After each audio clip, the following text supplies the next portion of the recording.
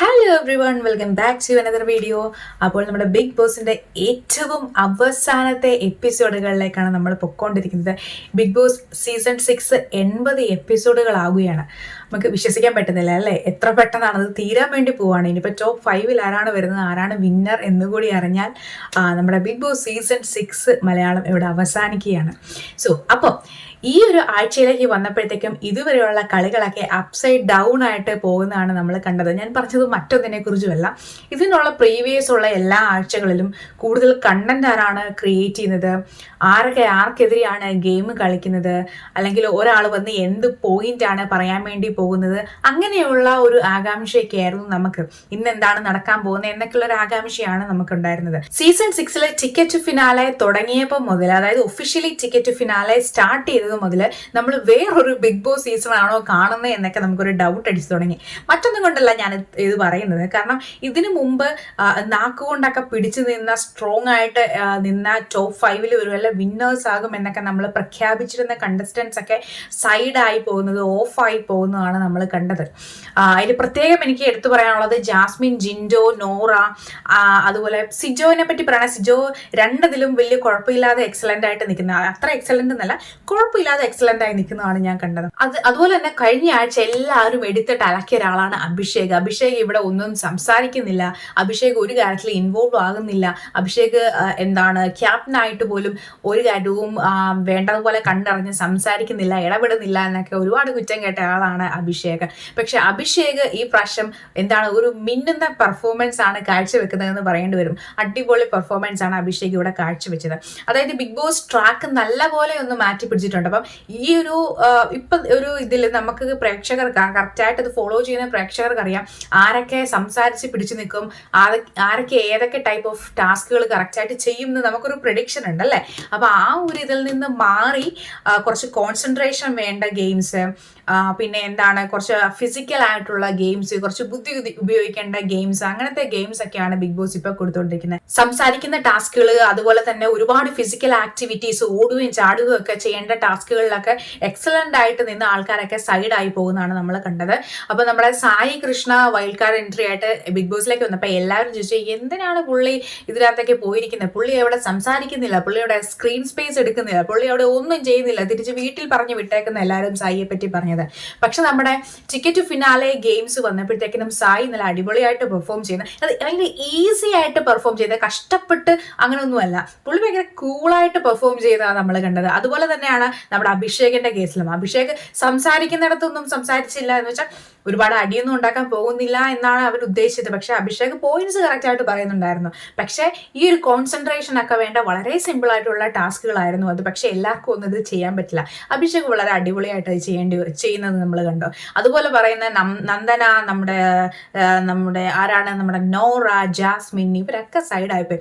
കഴിഞ്ഞ ദിവസം നമ്മുടെ ടിക്കറ്റ് ഫിനാലെ ഫസ്റ്റ് ഒരു ഇതുണ്ടായിരുന്നല്ലോ, ഒരു പോയിന്റ് കിട്ടുന്ന ഒരു ടാസ്ക്, ഒരു പിക്ചേഴ്സ് അടുക്കി വെക്കുന്ന ജാസ്മിൻ വിന്നർ ആയ ഒരു ടാസ്ക്. അപ്പൊ ആ ഒരു ടാസ്ക് വളരെ ഫാസ്റ്റ് ആയിട്ട് ജാസ്മിൻ ചെയ്തപ്പോൾ ഞാനങ്ങ് അന്തം വിട്ടുപോയി. മറ്റുള്ള, അതായത് ഫിസിക്കൽ അത് നോക്കുവാണെങ്കിൽ നമ്മൾ ജിൻഡോ, സിജോ, അതുപോലെ തന്നെ അർജുൻ, അതുപോലെ അഭിഷേക്, ഇവരൊക്കെ സ്ട്രോങ് ആണെന്നാണ് നമ്മൾ വിചാരിച്ചത്. പക്ഷെ അവരെ കഴിഞ്ഞും ഫാസ്റ്റ് ആയിട്ട് ആ ഒരു ടാസ്ക് ജാസ്മിൻ ചെയ്തപ്പോൾ അപ്പം ഞാൻ വിചാരിച്ചു ജാസ്മിൻ ഓക്കെ സംസാരിക്കുന്നത്, ഇതിലും ജാസ്മിൻ ഓക്കെയാണ്, അപ്പം ഇതുപോലത്തെ ഒരു ടാസ്ക് കിട്ടിയാലും ജാസ്മിൻ നന്നായിട്ട് പെർഫോം ചെയ്യുമെന്ന് ഞാൻ വിചാരിച്ചിരുന്നു. പക്ഷേ ആ ഒരു ബാലൻസിങ് ടാസ്ക്, അതുപോലെ തന്നെ ആ മുയലിനെ എടുക്കുന്ന ടാസ്ക്, ആ ടാസ്കിലൊന്നും ജാസ്മിൻ വലിയ കാര്യമായിട്ട് പെർഫോം ചെയ്യുന്നത് കണ്ടില്ല. റീസൺ എന്ന് അറിഞ്ഞുകൂടാ. ആ ഒരു ടാസ്ക് ചെയ്ത ആൾക്ക് മേ ബി ഇതും ചെയ്യാൻ പറ്റുമായിരിക്കും. പക്ഷെ ഇതിലൊക്കെ ഓഫായി പോയത് നോറയാണ്. നോറ മിക്കപ്പോഴും ഈ ഒരാഴ്ച എവിക്റ്റഡ് ആയി പോകും എന്നാണ് ഞാൻ വിചാരിക്കുന്നത്. കാരണം നോറയ്ക്ക് രണ്ട് സൈഡും ബാലൻസ് ചെയ്യാൻ പറ്റുന്നില്ല. രണ്ട് സൈഡ് എന്ന് പറയുന്നത് സംസാരിക്കുന്ന കൂട്ട്, അതായത് ഒരു കോൺവെർസേഷൻ വേണ്ട ഒരു ടാസ്ക്, അല്ലെങ്കിൽ ഒരു ചർച്ചകൾ വേണ്ടുന്ന ഒരു ടാസ്കും ഫിസിക്കൽ ടാസ്കും നോറയ്ക്ക് ചെയ്യാൻ വേണ്ടി പറ്റുന്നില്ല. അതുപോലെ തന്നെ നോറ ഈ ഒരു കൊടുത്ത ചെറിയ ചെറിയ ഫിസിക്കൽ ടാസ്കുകൾ, കോൺസെൻട്രേഷൻ വേണ്ടത്, അങ്ങനത്തെ ടാസ്കുകൾ നോറ ഭയങ്കര സൈഡായി പോകുന്നതാണ് ഞാൻ കണ്ടത്. അതുമാത്രമല്ല ഇമോഷണലി നോറ ഒട്ടും സ്റ്റേബിൾ അല്ല. എന്തെങ്കിലും ചെറിയ കാര്യങ്ങൾ പറയുമ്പോൾ, നോമിനേഷനെ പറ്റി പറയുമ്പോഴോ ഒക്കെ ചെറിയ ചെറിയ കാര്യങ്ങൾ പറയുമ്പോൾ അത് ഉള്ളിലേക്ക് എടുത്തിട്ട് നോറ അവിടെ അൺസ്റ്റേബിൾ ആകുന്നതാണ്. മെന്റലി അൺസ്റ്റേബിൾ ആയിട്ട് കോൺസെൻട്രേറ്റ് ചെയ്യാൻ വേണ്ടി പറ്റാത്തതാണ് ഞാൻ കാണുന്നത്. അപ്പോൾ ഒട്ടുമിക്ക കേസിലും നോറ തന്നെ എവിക്റ്റഡായി പോകാനായിട്ടുള്ള ചാൻസ് ആണ് ഞാൻ കാണുന്നത്. ആക്ച്വലി ബിഗ് ബോസ് സീസൺ 6 പറ്റി പറയുമ്പം അതിലെ ഏറ്റവും വലിയൊരു മിസ്റ്റേക്ക് എന്ന് ഞാൻ പറയുന്നത് പവർ റൂം എന്നൊരു കൺസെപ്റ്റ് ആയിരുന്നു. പക്ഷെ പവർ റൂം എന്ന് പറയുന്ന കൺസെപ്റ്റ് ഏറ്റവും വലിയ മിസ്റ്റേക്ക് ആണെങ്കിലും അതിനകത്തൊരു അഡ്വാൻറ്റേജും കൂടെ ഉണ്ട്. കാരണം എല്ലാ ആൾക്കാർക്കും ഈ ബിഗ് ബോസ് കൊടുക്കുന്ന എല്ലാ ടാസ്കുകളും എക്സലന്റ് ആയിട്ട് ചെയ്ത് ടോപ്പിലേക്ക് വരാൻ പറ്റില്ല. സോ അങ്ങനെയുള്ള കേസിൽ അവർക്ക് അതിൽ നിന്ന് സേവ് ആയി അവിടെ നിൽക്കാൻ വേണ്ടിയുള്ള ഒരു അവസരമാണ് പവർ റൂം കൊടുത്തത്. അതായത് നേരത്തെ ഇത് പറഞ്ഞ പോലെ ഒരുപാട് സംസാരിച്ച് നിൽക്കുന്ന ആൾക്കാർ അല്ലെങ്കിൽ ഒരുപാട് വലിയ ഫിസിക്കൽ ടാസ്കുകൾ അവർക്ക് ചെയ്യാൻ പറ്റില്ല. പിന്നെ ഇതിനാണ് ബിഗ് ബോസിലേക്ക് പോകുന്നത് എന്നൊരു ക്വസ്റ്റ്യൻ വേറെ ഉണ്ട്. അങ്ങനെ പറ്റുന്നില്ല എങ്കിൽ അവർക്ക് അതിൽ പിടിച്ചു നിൽക്കാനുള്ള ഒരു ഓപ്പർച്യൂണിറ്റി ആയിരുന്നു പവർ റൂം. പക്ഷെ ഇപ്പൊ എനിക്ക് തോന്നുന്നു പവർ റൂം വഴി പിടിച്ചു നിന്ന 1-2 ആൾക്കാരെ, ഞാൻ പേര് പറയുന്നില്ല, 1-2 ആൾക്കാരെ ഇപ്പോൾ നമ്മുടെ ടോപ്പ് 10 വന്നിട്ടുള്ളൂ. അതിൽ മോശം പെർഫോമൻസ് വരുന്നവർ ഡെഫിനറ്റ്ലി ഈ ഒരു വീക്ക് എവിക്റ്റ് ആയി പോകുമെന്ന് തന്നെയാണ് എനിക്ക് തോന്നുന്നത്. അപ്പം ഇപ്പോൾ നോക്കുവാണെങ്കിൽ, ഇപ്പോഴത്തെ ഒരു പോയിന്റ് നില വെച്ച് നോക്കുവാണെങ്കിൽ അഭിഷേകാണ് ഏറ്റവും കൂടുതൽ പോയിന്റിൽ മുമ്പിൽ നിൽക്കുന്നത്. ദാറ്റ് നമ്മൾ ഒരിക്കലും ചിന്തിക്കാത്തൊരു കാര്യമായിരുന്നു. അഭിഷേകും അതുപോലെ നമ്മുടെ സായി കൃഷ്ണയും നന്നായിട്ട് പെർഫോം ചെയ്യുന്നു. സോ എന്ന് വെച്ചാൽ നമ്മൾ ഉദ്ദേശിക്കുന്നതിനെ കഴിഞ്ഞും കൂടുതൽ പ്ലാനിങ് ബിഗ് ബോസ് ഇതിന് പുറകിൽ ചെയ്തിട്ടുണ്ട്. സോ അവർ ഡെഫിനറ്റ്ലി ഓരോ ആൾക്കാരുടെയും പെർഫോമൻസ് എടുത്തിട്ട് അവർ ഏത് ടൈപ്പ് ഓഫ് പെർഫോമൻസസ് ആയിരിക്കും കൂടുതൽ ചെയ്യുക, ഏത് ടൈപ്പ് ഓഫ് പെർഫോമൻസസ് ആയിരിക്കും അവർക്ക് ചെയ്യാൻ പറ്റാത്തത് എന്ന് ഈ ഒരു ഗെയിംസ് കണ്ട് അവർ കറക്റ്റായിട്ട് മനസ്സിലാക്കിയിട്ടുണ്ട്. ഈ ബിഗ് ബോസ് എന്ന് പറയുന്ന ഒരാളല്ലല്ലോ, ഒരു ടീമല്ലേ. അപ്പോൾ ആ ഒരു ടീം മെമ്പേഴ്സ് കറക്റ്റായിട്ട് ഓരോ കണ്ടസ്റ്റൻസിനെയും അനലൈസ് ചെയ്തിട്ടുണ്ട്.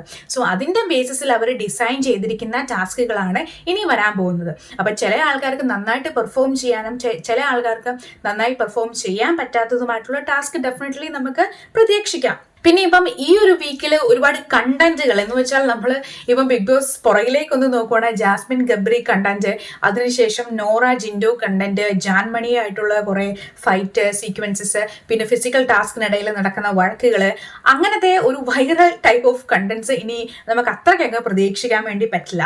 ഇനി അങ്ങനത്തെ ഒരു ആക്ടിവിറ്റി വന്നാൽ മാത്രമേ ചിലപ്പോൾ അങ്ങനെയുള്ള ഒരു കണ്ടന്റ് അല്ലെങ്കിൽ ഒരു ഡിസ്പ്യൂട്ടുകൾ, തർക്കങ്ങളൊക്കെ വരാൻ വേണ്ടിയിട്ടുള്ള ചാൻസ് ഉള്ളൂ.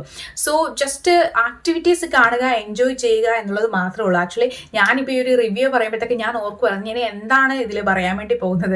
കാരണം ഇതിന് തൊട്ട് മുമ്പാണെങ്കിലും ഒരുപാട് സംഭവ വികാസങ്ങൾ നമുക്കിങ്ങനെ പറയാൻ വേണ്ടിയിട്ടുണ്ടായിരുന്നു. സോ ഈ ഒരു ആഴ്ചയിൽ ഇനി നമുക്ക് അങ്ങനെയൊന്നും നമ്മൾ പ്രതീക്ഷിക്കുന്നില്ല. ആൻഡ് ഇനി ആര് മുമ്പിലേക്ക് വരും, ആര് പുറകിലേക്ക് പോകും, ആര് ടോപ്പ് 5 വരും, വിന്നർ ആകും, ഈ ഒരു കാര്യങ്ങൾ മാത്രമേ ഉള്ളൂ. ഇനി വളരെ ചുരുക്കം ദിവസങ്ങൾ മാത്രമേ ഉള്ളൂ, മണിക്കൂറുകൾ മാത്രമേ ഉള്ളൂ ബിഗ് ബോസ് സീസൺ 6 മലയാളത്തിലെ ഇത് അവസാനിക്കാൻ വേണ്ടിയിട്ട്. സോ അപ്പോൾ നമുക്ക് കാത്തിരുന്ന് കാണാം. അടുത്ത വീഡിയോയിൽ വീണ്ടും കാണാം. ബൈ.